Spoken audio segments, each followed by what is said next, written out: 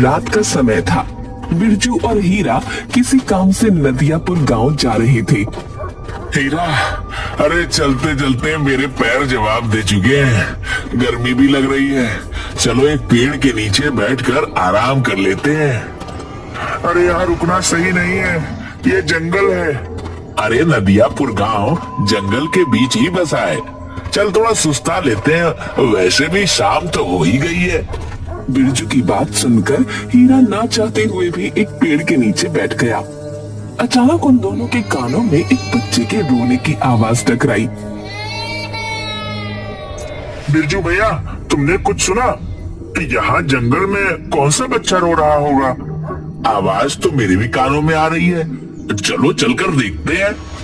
बिरजू और हीरा आसपास नजर दौड़ाने लगे। तभी उन दोनों की नजर एक बच्चे पर पड़ी। वो दोनों उस बच्चे के करीब चले गए। बिरजू भैया, यह बच्चा तो यहाँ अकेला है, यहाँ तो आसपास कोई मौजूद नहीं। बिरजू उस बच्चे को गौर से देखने लगा। उसके चेहरे पर डर और भय के साए लहराने लगे। यहाँ से भाग हीरा। अरे क्या हुआ? अचानक तुम्हारा चेहरा फटे हुए पपीते जैसा कैसे हो गया? हीरा, गौर से देख, ये बच्चा कोई इंसान का बच्चा नहीं बल्कि कागज का बच्चा मालूम पड़ता है। बिरजू के कहने पर हीरा उस बच्चे को गौर से देखने लगा। बिल्कुल सही कह रहे हो बिरजू भैया, यहाँ से भागो। वो दोनों डरते हुए वहाँ से भाग गए। मगर उसी नदियापुर गांव में झुमरी नाम की एक सुंदर स्त्री अपनी 5 वर्षीय बेटी चमकी और पति के साथ रहती थी। झुमरी का पति बहुत गरीब था। एक दिन झुमरी का पति बसंत दोपहर के समय अपने घर पर उदास बैठा था। अजी क्या हुआ जी, आप इतने उदास क्यों बैठे हैं? काफी दिनों से मुखिया जी से अपनी मजदूरी मांग रहा हूँ, लेकिन वह दे ही नहीं रहे। उनसे कहते क्यों नहीं कि हमारे घर में राशन भी खत्म होने को है। अगर आप वहाँ हमें समय पर पैसे दे सकते तो फिर ऐसी जगह काम करने से क्या फायदा।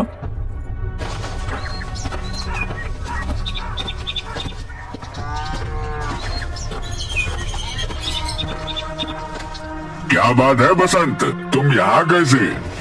मुखिया जी, आपने मुझे 6 महीने से मेरी मजदूरी नहीं दी।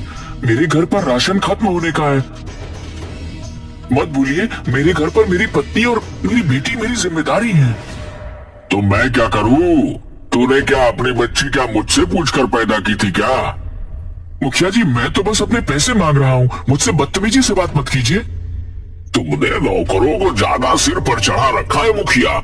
अगर ये मेरा नौकर होता तो मैं इसको लात घूसों से ऐसा स्वागत करता कि ये फिर कभी किसी से जुबान लड़ाने की काबिल नहीं रहता। तो फिर इस नेक काम में मैं क्यों देरी करूं? इतना बोलकर मुखिया बसंत को बुरी तरह से पीटने लगा और उसे धक्के देकर बाहर निकाल दिया। या नहीं देता तेरे पैसे, जिससे शिकायत करनी है कर ले, जो उखाड़ना है उखाड़ ले। बसंत रोते हुए घर आ गया।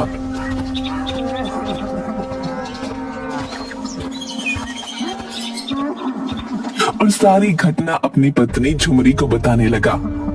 चिंता क्यों करते हैं जी, ईश्वर पर भरोसा रखें, सब कुछ सही हो जाएगा। तुम समझ नहीं रही, घर का राशन खत्म होने को है। आज तो मेरे पास चमकी के दूध के भी पैसे नहीं बचे, मैं क्या करूं? चिंता मत कीजिए, मैं अपने पड़ोस में रहने वाली अनीता से कुछ पैसे उधार मांग लेती हूँ। आप बस ऐसे उदास मत बैठिए और हाँ, कभी भी हिम्मत मत हारिएगा। झुमरी की बात सुनकर बसंत मुस्कुरा दिया। कुछ देर बाद झुमरी पड़ोस में अपनी दोस्त अनीता के घर गई। आओ झुमरी, मैं तुम्हारा ही इंतजार कर रही थी। अगर तुम नहीं आती तो कुछ देर में वैसे ही मैं तुम्हारे घर आने वाली थी। मुझे तुमसे बहुत जरूरी बात करनी है। हाँ बोलो ना, क्या बात है? मुझे कहते हुए अच्छा तो नहीं लग रहा, लेकिन मुझे कुछ पैसों की जरूरत है। वो क्या है ना, आजकल मेरे पति को कहीं काम नहीं मिल रहा। बोल रहे थे बाजार में काफी मंदी चल रही है। ये बात तो सही है, सभी जगह बुरा हाल है झुमरी। इतना कहकर अनीता ने कुछ पैसे झुमरी के हाथ में पकड़ा दिए। मैं तुम्हारे ये पैसे बहुत जल्दी चुका दूंगी। अरे जब मर्जी आए तब चुका देना, लेकिन ऐसा कब तक चलेगा? मैं कुछ समझी नहीं। देख झुमरी, आजकल का जमाना बदल गया है। मुझे देख, मेरे पति भी काम करते हैं और मैं भी काम करती हूँ। क्यों ना तुम भी अपने पति का हाथ बटाना शुरू कर दो, कुछ पैसे घर आएंगे तो अच्छा ही होगा। तुम सही बोल रही हो अनीता, मन तो मेरा भी बहुत करता है, लेकिन मुझे कोई काम भी तो नहीं आता। तुम उसकी चिंता मत करो झुमरी, मैं कागज के बहुत अच्छे खिलौने बनाती हूँ। तुम चाहो तो मैं तुम्हें सिखा सकती हूँ। जिस तरह से बाजार में मैं ठेला लगाकर कागज के खिलौने बेचती हूँ, उसी तरह तुम भी बेचना, एक से भले दो। झुमरी को अनीता का ये उपाय पसंद आया। उस दिन के बाद झुमरी अनीता के साथ कागज के खिलौने बनाना सीखने लगी और कुछ ही दिनों में झुमरी कागज के खिलौने बनाने में निपुण हो गई।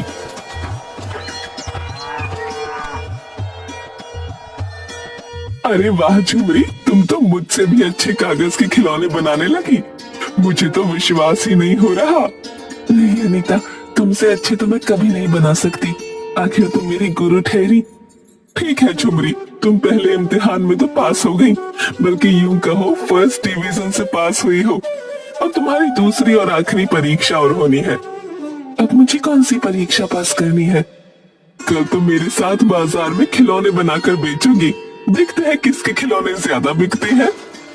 अगले दिन झुमरी अनीता के साथ दूसरा ठेला लगाकर कागज के खिलौने बेचने के लिए खड़ी हो गई। कुछ ही देर में झुमरी के सारे खिलौने बिक गए। अरे वाह झुमरी, मेरे ठेले में तो कुछ थोड़े खिलौने बचे हैं, लेकिन तुम्हारे तो सारे खिलौने बिक गए। कहीं तुम्हें बुरा तो नहीं लगा? अरे इसमें बुरा लगने वाली क्या बात है, ईश्वर हर किसी को अपने अपना नसीब देता है।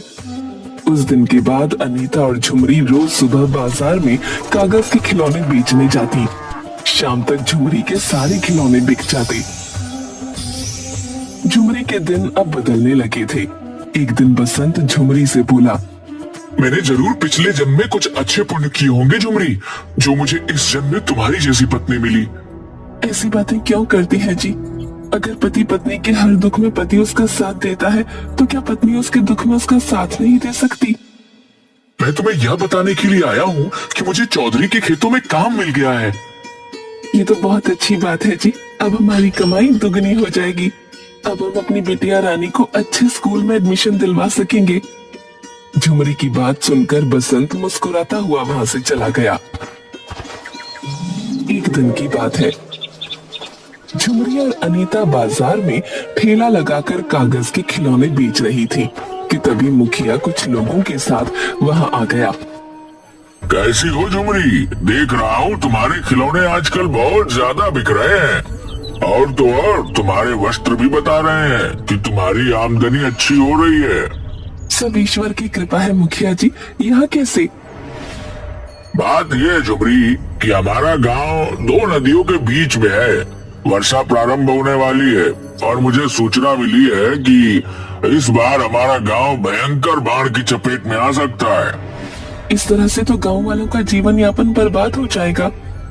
इसीलिए मैं चंदा इकट्ठा कर रहा हूँ। झुमरी, तुमसे भी मैं चंदा लेने आया हूँ। झुमरी ने उस दिन की सारी कमाई मुखिया के गुल्लक में डाल दी और साथ ही साथ उसकी दोस्त अनीता ने भी। झुमरी, मैं सारे गांव वालों से चंदा लेकर उनके लिए शहर से अच्छे कंबल और बहुत से खाने पीने की वस्तुएं लेकर आऊंगा। मुझे तुम पर विश्वास नहीं है मुखिया जी। वैसे भी तुम मेरे पति की 6 महीने की तनख्वाह रोके बैठे हो। देखते हैं गांव वालों की कितनी मदद करते हो। अरे तुम अभी तक अपने पति की मार को दिल पे लगाए बैठी हो, मगर वह मुझे आकर बदतमीजी से बात कर रहा था। इतना कहकर मुखिया वहां से चला गया। दिन ऐसे ही बीतने लगे, मगर झुमरी ने देखा कि मुखिया शहर से कुछ भी लेकर नहीं आया। एक दिन की बात है, मुखिया अपने मुनीम प्रेमचंद से बातें कर रहा था। झुमरी अपने पति बसंत के साथ काम से जा रही थी।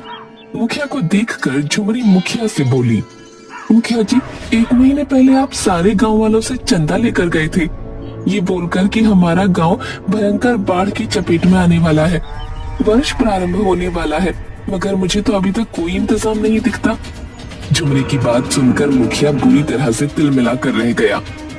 तुम तो ऐसे बोल रही हो जैसे कि तुमने 10-20 लाख रुपया चंदे में दिया हो। अरे 100-50 चंदे में डालकर अपने आप को क्या समझ रही हो? मुखिया जी, आपको इस तरह से मेरी पत्नी का अपमान करने का कोई अधिकार नहीं। मुंह बंद रख बसंत, पिछली बार की मार भूल गया क्या? गांव में तेरी पत्नी के अलावा न जाने कितने लोगों ने मुझे चंदा दिया है, उन्होंने तो मुझसे कोई सवाल नहीं पूछा। यहाँ से चला जा वरना तेरा फिर से मार मार कर बुरा हाल कर दूंगा। बसंत अपनी पत्नी के साथ वहाँ से चला गया।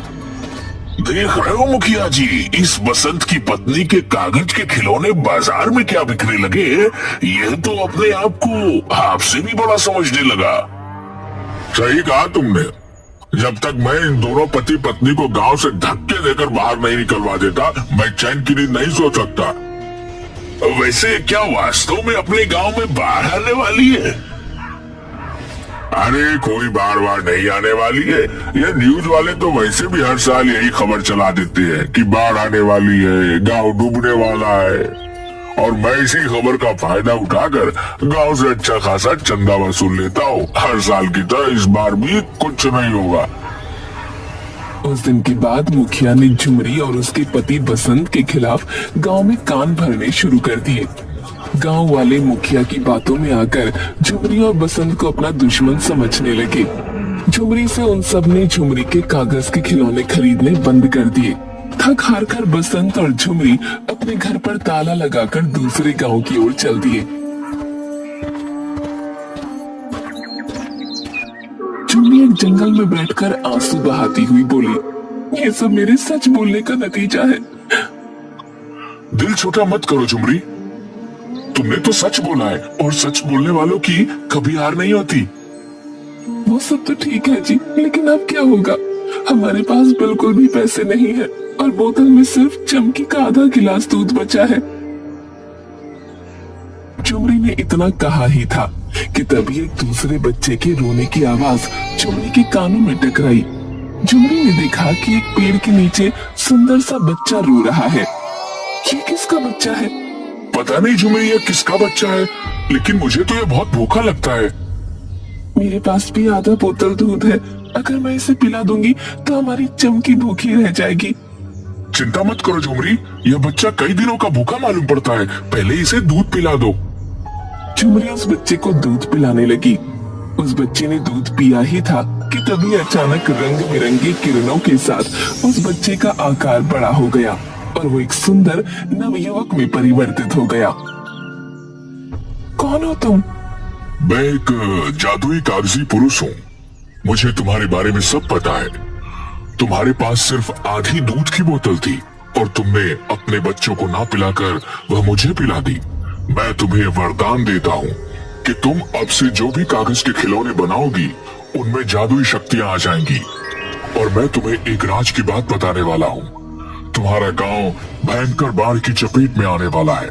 कल तुम्हारे गांव में तबाही ही तबाही मच जाएगी। इतना कहकर सुंदर पुरुष वहाँ से गायब हो गया। हम नहीं जा सकते, हमारा गांव मुसीबत में है।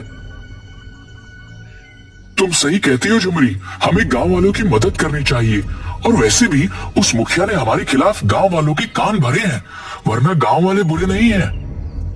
झुमरी और बसंत दोबारा अपने गांव वापस आ गए। झुमरी ने कल की तैयारी करनी शुरू कर दी। उसने एक बहुत सुंदर कागज की नाव बनाई। उसने उस नाव में अलग अलग तरह के बहुत सुंदर सुंदर घर बनाए। देखते ही देखते उसकी कागज की सुंदर बड़ी नाव बहुत बड़ी हो गई और एक विशाल नाव में परिवर्तित हो गई। झुमरी अपने परिवार को लेकर उस नाव में चली गई। अरे झुमरी, ये तो लग ही नहीं रही कि ये कागज की है। इसकी दीवारें तो पत्थर से भी मजबूत मालूम पड़ रही हैं। उसने सही कहा था, इसके अंदर अद्भुत जादुई शक्तियां आ गई हैं। अगले दिन भयंकर बारिश शुरू हो गई। देखते ही देखते पूरे गांव को बारिश की बाढ़ ने अपनी चपेट में ले लिया। गांव वालों में हाहाकार मच गया और झुमरी नाव बाढ़ में तैराने लगी। झुमरी ने देखा कि उसकी दोस्त अनीता पानी में डूब रही थी। झुमरी ने तुरंत नाव को वहां जाने का आदेश दिया। अनीता, कागज की नाव के ऊपर आ जाओ। ये कैसा चमत्कार है? वो सब बातें बाद में करेंगे, पहले अपने परिवार को लेकर ऊपर आ जाओ। तुम्हारा परिवार सुरक्षित रहेगा। अनीता अपने परिवार को लेकर नाव पर चढ़ गई।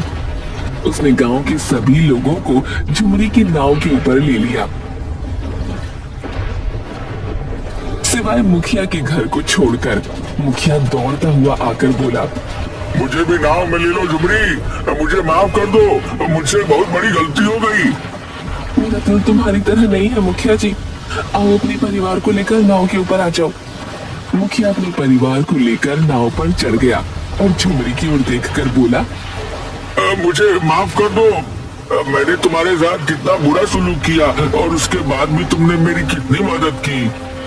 मुखिया जी, हमें हमेशा दूसरों की मदद करनी चाहिए, पता नहीं कौन कब किसके काम आ जाए। तभी अनीता झुमरी से बोली, झुमरी, बाढ़ बहुत ज्यादा भयंकर है, हमारे गांव के अलावा और भी गांव बाढ़ की चपेट में आ गए होंगे, हमें उन सबकी मदद करनी चाहिए। झुमरी को अनीता की बात पसंद आ गई। झुमरी अपनी जादुई नाव को लेकर दूसरे गांव में गई और वो सबकी मदद करने लगी। कुछ दिनों बाद बाढ़ का पानी जब उतर गया, तब झुमरी ने अपनी कागज की नाव में कागज के भोजन बनाना प्रारंभ कर दिए। झुमरी जैसे ही कागज के भोजन बनाती, वो असली भोजन बन जाते। अरे वाह झुमरी, यह कैसे संभव हुआ? कागज के भोजन असली भोजन कैसे बन जा रहे हैं? तुम्हें याद नहीं, उस जादुई सुंदर पुरुष ने हमसे क्या कहा था? तुम कोई भी कागज का खिलौना अगर बनाओगी तो उनमें जादुई शक्तियां आ जाएंगी। मुझे विश्वास था कि अगर मैं कागज के भोजन बनाना प्रारंभ करूंगी तो वो असली भोजन बन जाएंगे। ये ईश्वर ने हमारी मदद की है झुमरी, देखो ना, इस तरह से कितने लोग भूखे मरने से बच जाएंगे।